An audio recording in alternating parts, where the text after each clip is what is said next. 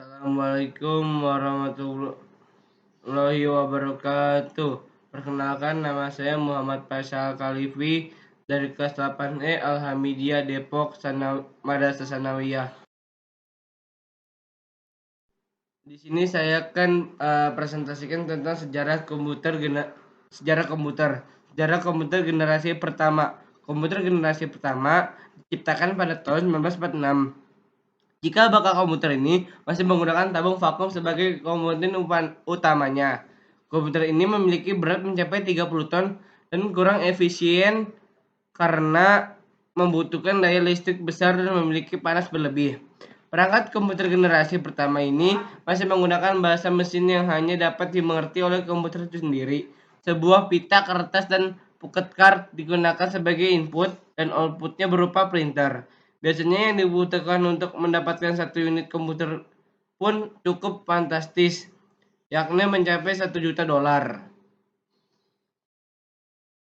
Sejarah komputer generasi kedua. Pada generasi kedua, komputer yang sebelumnya menggunakan tabung vakum mulai digantikan dengan teknologi transistor. Teknologi ini mulai digunakan sekitar tahun 1959 hingga tahun 1965.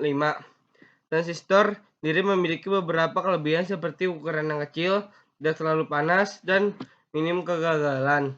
Komputer pada generasi ini menggunakan bahasa Fortran dan CBOL sehingga jauh lebih baik dibandingkan komputer generasi sebelumnya. Sejarah komputer generasi ketiga. Masuk pada generasi ketiga, bentuk transistor diperkecil dan diberikan IC beserta beberapa resistor dan kapasitor. Komputer generasi ini dikembangkan oleh seorang insinyur listrik yang bernama Jack Kilby. Komputer ini lebih cepat dan efisien dibandingkan generasi sebelumnya, dan juga merupakan komputer pertama yang menggunakan monitor dan keyboard. Pada masa itu, banyak orang yang mampu membeli karena harganya sudah turun cukup drastis. Komputer generasi keempat. Komputer generasi keempat pertama kali dibuat pada tahun 1971 oleh IBM. Disusul dengan perusahaan Apple merilis Macintosh pada tahun 1984. Perangkat ini mulai menggunakan microprosesor dan pada saat itu pula mulai dikenal internet. Tampilan komputer generasi keempat masih menggunakan satu warna atau green color. Chip sebagai memori komputer juga mulai dikembangkan.